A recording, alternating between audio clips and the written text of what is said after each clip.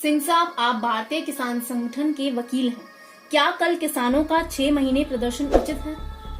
देखिए, 6 महीने हो गए हैं। निश्चित तौर पर 26 मई, दो चीजें हैं। 26 मई को इस देश के माननीय प्रधानमंत्री जी ने पहली बार शपथ भी ली थी और दूसरी तरफ 6 महीने किसानों के आंदोलन को होते हुए हो गया है। जो किसान संगठन विरोध कर रहे हैं, विरोध तो करने का लोकतांत्रिक अधिकार सभी को है और माननीय सर्वोच्च न्यायालय ने भी कहा था कि लोकतांत्रिक तरीके से विरोध कर सकते हैं और विरोध नहीं करेंगे। अगर विरोध खत्म कर दिया जाएगा तो जैसे सूरज आता है उस तरह से बीमारियों को दूर करता, विरोध उस तरह से होता है। और जिस तरह से प्रेशर कुकर में सेफ्टी बॉल्व अगर नहीं हो, सेफ्टी बॉल्व हटा दिया जाए तो कुकर फट जाएगा, प्रेशर कुकर फट जाएगा। इसलिए विरोध करना लोकतांत्रिक तरीके में ठीक है। काले झंडे लगाएं, उन्हें लगता है कृषि कानून उनके खिलाफ है, गलत है, सरकार उनकी बात नहीं मान रही है, तो काले झंडे घर पर लगाएं, अपने रिबन लगाएं, अपने बाह पे लगाएं, अपने वाहन पे लगाएं।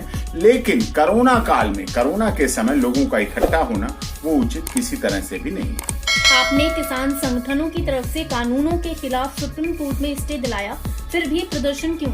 देखिए, बिल्कुल आपकी बात सही है। भारतीय किसान यूनियन के विभिन्न संगठनों की तरफ से हमने हरियाणा, उत्तर प्रदेश, राजस्थान, विभिन्न संगठनों की तरफ से और माननीय सर्वोच्च न्यायालय में पहली बार ऐसा हुआ कि कोई किसान संगठन माननीय सर्वोच्च न्यायालय के दरवाजे पे पहुंचे और माननीय सर्वोच्च न्यायालय ने भी किसानों का पूरा सम्मान करते हुए इन कानूनों पर स्टे दिया, रोक लगाई। और भारत सरकार के लिए सबसे बड़ी बात थी कि कृषि कानूनों पर रोक लगी माननीय सर्वोच्च न्यायालय के द्वारा और सरकार मान भी रही है उस रोक को, कहीं लागू नहीं हो पा रहा, नहीं हो भी रहा, नहीं रहा। तो ऐसी स्थिति में किसानों को आंदोलन करना चाहिए या नहीं करना चाहिए तो उन्हें डिसाइड करना है। लेकिन किसान कोरोना के समय, कोरोना को देखते हुए, कोरोना काल में भीड़ इकट्ठी ना हो, जलसा ना हो, रैली ना हो, कोई प्रदर्शन ना हो, अकेले अपने घर पर काला कपड़ा लेके झंडा लगा दें, प्रदर्शन विरोध कर दें।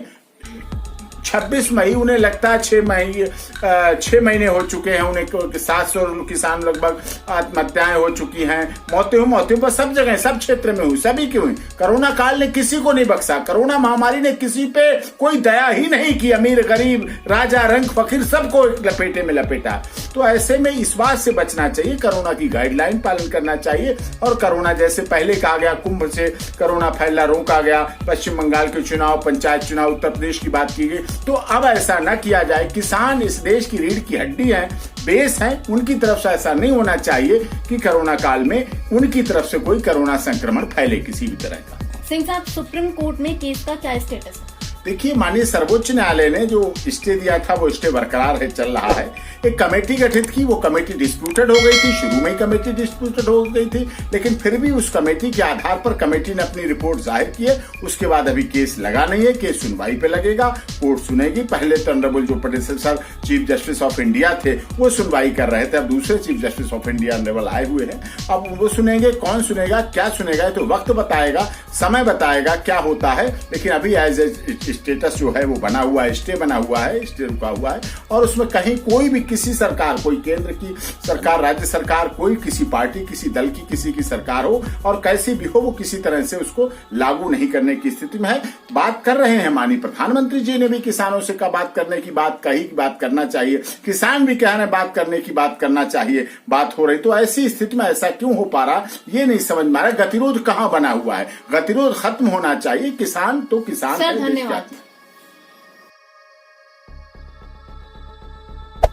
Hey there. Subscribe to my channel. And also press this bell icon.